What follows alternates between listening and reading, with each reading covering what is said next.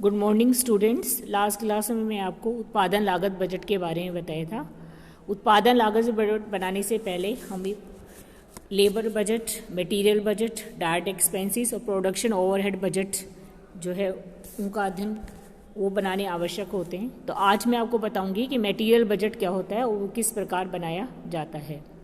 तो मटेरियल प्रत्यक्ष सामग्री से अभिप्राय उस कच्चे माल से होता है जिससे निर्मित माल तैयार किया जाता है। सामग्री के संबंध में बजट बनाते समय उत्पादन बजट को ध्यान में रखकर बजट बनाया जाता है। और क्रय की जाने वाली सामग्री, materials to be purchased, material requisition budget बनाते हैं हम सबसे पहले। और मटेरियल रिक्विजिशन बजट जो है कि कितनी हमें कच्चा माल, कितना हमें मटेरियल खरीदना है, इसके लिए मटेरियल रिक्वायर्ड फॉर प्रोडक्शन जो होता है उत्पादन हेतु आवश्यक सामग्री में हम जो क्लोजिंग स्टॉक जो रखना चाहते हैं, डिजायर स्टॉक, वो ऐड कर देते हैं और उसमें से ओपनिंग स्टॉक को माइनस कर देते हैं और उसके आधार फिर हम मटेरियल बजट बनाते हैं। ठीक है, तो मटेरियल बजट में हम केवल डायरेक्ट मटेरियल को ही शामिल करते हैं। इसके अंतर्गत इनडायरेक्ट मटेरियल जैसे कि कंपोनेंट्स एंड सप्लाईज वगैरह जो होते हैं उनको हम ओवरहेड में शामिल किया जाता है। तो मटेरियल बजट को हम दो भागों में बांटेंगे। पहले तो बनाएंगे हम मटेरियल रिक्विजिशन बजट, सामग्री आवश्यकता बजट, ठीक है, और फिर बनाएंगे मटेरियल परचेज बजट। तो मटेरियल रिक्विजिशन बजट यह बजट अवधि में प्रत्येक उत्पाद या लागत केंद्र जो है के लिए आवश्यक सामग्री की कुल मात्रा को दर्शाता है। ठीक है, जैसे मैंने आपको भी बताया कि सामग्री की कुल आवश्यक मात्रा की गणना करने के लिए उत्पादन बजट में उत्पादन के लिए निर्धारित स्टॉक जो है उत्पादन की मात्रा प्रति उत्पादित इकाई सामग्री से गुना करके हम ज्ञात कर लेते हैं और उसमें क्लोजिंग स्टॉक जोड़कर ओपनिंग स्टॉक को हम माइनस कर देते हैं। तो ये जो है बजट है, जैसे कि उदाहरण के द्वारा हम स्पष्ट कर देती हूँ मैं आपको। आकाश लिमिटेड का विक्रय प्रबंधक निश्चित उत्पाद की 54,000 इकाइयाँ बेचने की अपेक्षा रखता है। तो उत्पादन प्रबंधक स्टोर कीपर से परामर्श करने के पश्चात यह अनुमान लगाता है कि उत्पादन के निर्मित करने में ए और बी, मतलब हमें दो तरह का मटेरियल चाहिए, ए और बी की आवश्यकता होगी तथा उत्पादन की प्रत्येक इकाई में सामग्री ए की और बी की 2 और 3 इकाइयाँ प्रस्तुत होगी। मतलब मटेरियल ए की 2 इकाइयाँ चाहिए वस्तु का उत्पादन करने के लिए और बी की जो चाहिए वो 3 इकाइयाँ चाहिएंगी। और बजट अवधि के लिए सामग्री का अनुमानित स्कंद जो गिवन है, एस्टिमेटेड स्टॉक फॉर मटेरियल जो गिवन है, फिनिश स्टॉक का जो है जो हमें प्रोड्यूस करना है प्रोडक्ट उसका है एट द कमेंसमेंट, मतलब ओपनिंग जो स्टॉक है वो 10,000 और एट द एंड मतलब क्लोजिंग स्टॉक 14,000। मटेरियल ए का 12 और क्लोजिंग 13 है और मटेरियल बी का ओपनिंग 15 और क्लोजिंग कितना है 16। तो उसके लिए हमें अगले वर्ष के लिए material requirement budget for the next year बनाना है, इसको सामग्री आवश्यकता बजट बोलते हैं। तो सबसे पहले हम मटेरियल टू बी परचेज निकालेंगे, कितनी यूनिट्स परचेज करनी है, ठीक है। और उसके आधार पर हम सबसे पहले हम ये देखेंगे कि, और उससे भी पहले हम ये देखेंगे कि हमें कितना प्रोडक्शन के लिए हमें कितनी यूनिट्स प्रोड्यूस करनी है। तो इसमें सेल्स गिवन है, सेल्स जो है वो 54,000 है और हमें क्लोजिंग स्टॉक के लिए भी कुछ स्टॉक चाहिए, एट द एंड वो 14,000 है। 54 में 14 जोड़ेंगे तो 68,000 आ जाएगा और ओपनिंग स्टॉक जो है वो 10,000 है, तो घटाएंगे तो 58,000। तो हमें यूनिट्स कितनी प्रोड्यूस करनी है 58,000। 54,000 तो सेल्स के लिए चाहिए प्रोडक्शन और 14,000 हमें क्लोजिंग स्टॉक रखना है, तो टोटल कितना हो गया 68। और उसमें से ओपनिंग स्टॉक हमारे पास जो ऑलरेडी है फिनिश गुड्स का वो घटा देंगे 58,000। तो अब हमें 58,000 यूनिट्स जो प्रोड्यूस करनी है उसके लिए मटेरियल बजट बनाना है। इसको बोलेंगे मटेरियल रिक्वायरमेंट बजट या मटेरियल रिक्विजिशन बजट, ठीक है। तो इसको हम कैसे बनाएंगे, सबसे ऊपर हम मटेरियल्स लेंगे। अगर 2 मटेरियल्स में ए और बी, अगर 3 हो तो ए, बी और सी 3 कॉलम बना लेंगे। तो सबसे पहले कि कंजम्पशन कितना चाहिए मटेरियल ए का और यूनिट्स कितनी प्रोड्यूस करनी है हमें 58,000। 58,000 के लिए ए की कितनी इकाइयाँ चाहिए 2, तो 2 से मल्टीप्लाई करेंगे तो 1,16,000 मटेरियल हमें चाहिए, यूनिट्स चाहिए।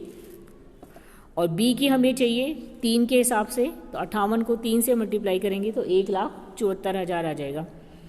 तो ये हमारा कंजम्पशन फॉर एक्सपेक्टेड प्रोडक्शन के लिए है 1,16,000 और 1,74,000। इसके अंदर हम जो हमारे पास ऑलरेडी स्टॉक है क्लोजिंग का वो जोड़ देंगे, तो क्लोजिंग स्टॉक कितना हमारे पास है, जो इसके लिए हमें जो क्लोजिंग स्टॉक चाहिए वो जोड़ेंगे पहले। ए का 13,000 है और बी का 16,000, ये जोड़ देंगे। तो टोटल रिक्वायरमेंट ए की कितनी हो जाएगी, 1,29,000 चाहिए, और बी की जो हमें चाहिए 1,74,000 प्रोडक्शन के लिए चाहिए, 16,000 क्लोजिंग चाहिए। तो टोटल कितना चाहिए बी का, 190। ठीक है, और इसमें से हमारे पास ऑलरेडी जो स्टॉक है ए और बी का वो माइनस कर देंगे। मटेरियल ए का जो स्टॉक हमारे पास है एट द कमेंसमेंट स्टार्टिंग में जो है वो 12,000 है ओपनिंग स्टॉक, तो 1,17,000 हमें परचेज करना पड़ेगा ए का, और बी का हमें 190 हमें चाहिए, लेकिन 15 हमारे पास 15,000 पहले से ही ओपनिंग है, तो 175 हमें परचेज करना पड़ेगा। ठीक है, इसे बोलते हैं मटेरियल परचेज बजट। तो मटेरियल टू बी परचेज का जो फॉर्मूला है वो क्या है, material required for production budget के लिए जितना हमें प्रोडक्शन के लिए मटेरियल चाहिए प्लस डिजायर स्टॉक जोड़ देंगे उसमें मटेरियल का, और उसमें से ओपनिंग स्टॉक मटेरियल का घटा देंगे। और material required for production budget के लिए जो चाहिए उसमें जैसे उसमें भी वही निकालेंगे जितना हमें सेल्स के चाहिए, प्लस क्लोजिंग स्टॉक उसमें जोड़ देंगे जितना हमें स्टॉक रखना है, और जितना हमारे पास ऑलरेडी ओपनिंग है वो माइनस कर देते हैं। ठीक है, तो इस प्रकार से हम सामग्री क्रय बजट बनाते हैं जिसे material purchase budget, material requisition budget बोलते हैं। तो मटेरियल बजट को हम दो भागों में बांटा हमने, फिर मटेरियल परचेज बजट निकालेंगे। तो मटेरियल परचेज बजट में केवल इतना अंतर है कि ऊपर जो हमने मटेरियल टू बी रिक्वायर्ड बनाया है इसको अगर मटेरियल कॉस्ट से मल्टीप्लाई कर देंगे तो हमारा मटेरियल परचेज बजट बन जाएगा। तो सामग्री बजट तैयार करने के बाद यह बजट बनाए जाते हैं। सामग्री क्रय बजट एक कार्यक्रम है जिसमें क्रय की जाने वाली प्रत्येक प्रकार की कच्ची सामग्री की मात्रा दिखाएंगे, क्रय का समय तक क्रय की गई लागत दिखाते हैं। ठीक है, तो इसके अंतर्गत हमें इस बजट को बनाते समय हम निम्न बातों पर ध्यान रखना चाहिए। बजट के अनुसार उत्पादन के लिए कौन कौन सी सामग्री कब कितनी मात्रा में होगी, सामग्री के स्कंद की अधिकतम या न्यूनतम सीमा तथा आदेश मात्रा, सामग्री के मूल्य में संभावित परिवर्तन, संस्था के आंतरिक स्रोतों से प्राप्त सामग्री की मात्रा, बजट पूर्व क्रय हेतु भेजे गए आदेश, सामग्री के लिए क्रय आदेश तथा प्राप्ति के बीच अंतराल, और विभिन्न समय पर सामग्री करने के लिए आवश्यक वित्त कितना चाहिएगा। तो मटेरियल परचेज बजट बनाएंगे अब। तो इसको एक एग्जाम्पल के द्वारा मैं स्पष्ट करती हूँ। नवल केमिकल्स लिमिटेड एक्स उत्पाद का निर्माण ए व बी सामग्री को 80:20 अनुपात में मिलाकर बनाती है। तो एक्स वस्तु का उत्पादन करना है, इसके लिए हमें दो तरह की मटेरियल चाहिए ए और बी, 80 और 20 की रेशो में। ठीक है, उत्पाद एक्स की निर्मित भार उसके अवयवों के भार के बराबर है। जून माह में 600 टन एक्स उत्पाद बेचने की संभावना है। जून माह के लिए वास्तविक तथा बजटेड जो स्कंद है वो इस प्रकार है। ठीक है, जो हमें गिवन है inventories, actual inventories at the end means closing जो गिवन है एट द एज ऑन 1 जून, मतलब ओपनिंग जो गिवन है एक्स की जो है 100 है, रॉ मटेरियल की 150 और 100 है, और बजटेड इन्वेंट्री एज ऑन 30 जून, मतलब एक महीने का बजट है ये। क्लोजिंग जो गिवन है वो कितनी, एक्स की 50 और मटेरियल की ए की 200 और बी की 400। तो ठीक है, तो हमें जो बनाना है वो बनाना है जून माह के लिए सामग्री आवश्यकता बजट, मटेरियल रिक्वायरमेंट बजट बनाना है और मटेरियल परचेज बजट बनाना है। ठीक है, तो सबसे पहले जैसे मैंने आपको बताया, पहले हम देखेंगे कि हमें प्रोडक्शन कितना चाहिए, production to be required, production X का प्रोडक्शन। ठीक है, अभी हमें मटेरियल की बात नहीं करें, हम प्रोडक्शन किस वस्तु का प्रोडक्शन करें उसकी बात करें। तो एक्स का जो सेल्स है वो कितनी है, 600 टन। ठीक है, और क्लोजिंग हमें एक्स का रखना है 50, तो टोटल हमें 650 चाहिए एक्स की जो यूनिट्स हैं, और हमारे पास ऑलरेडी एक्चुअल स्टॉक जो ओपनिंग है वो 100 का पहले से ही है, तो 100 माइनस कर देंगे 550। तो हम जो मटेरियल बजट बनाएंगे वो कितने के लिए बनाएंगे, 550 यूनिट्स के लिए। तो 550 यूनिट्स के लिए हमें कितना ए चाहिए और कितना बी चाहिए, पहले हम ये बनाएंगे रिक्वायरमेंट बजट। तो प्रोडक्शन के लिए कितना चाहिए, उसमें फिर क्लोजिंग स्टॉक जोड़ देंगे रॉ मटेरियल का और माइनस ओपनिंग कर देंगे। तो प्रोडक्शन रिक्वायरमेंट जैसे हमें 80 और 20 गिवन है, तो 550 का 80% निकाल लेंगे, वो 440 आ जाएगा, और 550 का 20% हम निकालेंगे तो कितना आ जाएगा, 110।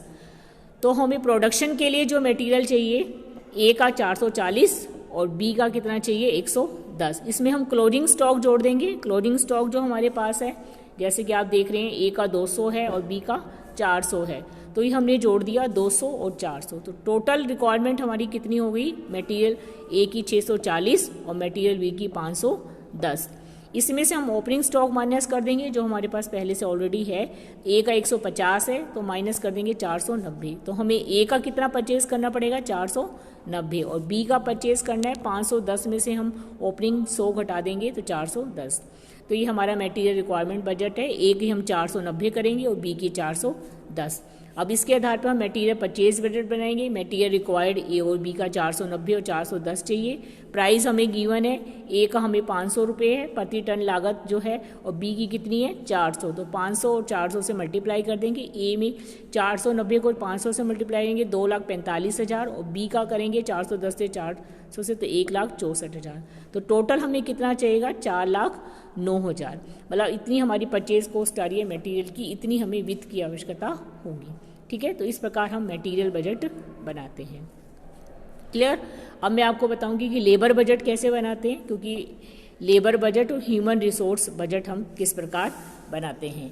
तो लेबर बजट जो है, लेबर बजट में हम डायरेक्ट लेबर दिखाते हैं और इनडायरेक्ट लेबर जो कॉस्ट होती है उसको प्रोडक्शन ओवरहेड में ही दिखाएंगे। तो लेबर बजट जो बनाने के लिए सबसे पहले हमारे पास जो होता है लेबर बजट से अभिप्राय जो होता है कि उत्पादन बजट में निर्धारित लक्ष्यों की पूर्ति के लिए कितने आवश्यक श्रम शक्ति के अनुमान है और हमें कितनी लेबर की आवश्यकता होगी, और उसके आधार पर हम जो अगर घंटों के हिसाब से हम लेबर निकाल रहे हैं कि कितने हमें लेबर आवर्स चाहिए, तो हमारी जो लागत जो गिवन है अगर घंटों के हिसाब से है तो घंटों से मल्टीप्लाई करके, और अगर नंबर ऑफ एम्प्लॉयज़ के हिसाब से है कितनी वर्कर्स चाहिए कॉस्ट अगर गिवन है तो उससे मल्टीप्लाई करके हम लेबर कॉस्ट निकालते हैं। तो यह है बजट, उत्पादन बजट, विक्रय बजट, क्योंकि उत्पादन कितना करना है विक्रय बजट पर ही निर्भर करता है। शोध एवं विकास लागत बजट आदि पर निर्धारित होता है। इसमें हम श्रम आवश्यकताएं, उनकी संख्या, कार्मिकों की श्रेणी जैसे पुरुष, स्त्री, बच्चे आदि को हम दर्शाते हैं। तो लेबर बजट बनाने के लिए नवीन श्रमिकों के प्रशिक्षण की योजना, कितने श्रमिकों की हमें आवश्यकता होगी, ठीक है, और उनकी मांग के अनुसार श्रमिकों की मांग के अनुसार लेबर की भर्ती, ये सब इसके द्वारा हम किए जाते हैं। तो लेबर बजट जो है वो ह्यूमन रिसोर्स डिपार्टमेंट के द्वारा बनाया जाता है। तो लेबर बजट बनाने के लिए जितने भी हमें लेबर चाहिए उनको हम उनके नंबर को आवर से मल्टीप्लाई करके जितने स्टैंडर्ड आवर्स निकालते हैं, उसको जो रेट अगर हमें गिवन है तो उससे मल्टीप्लाई करके टोटल लेबर कॉस्ट निकालते हैं।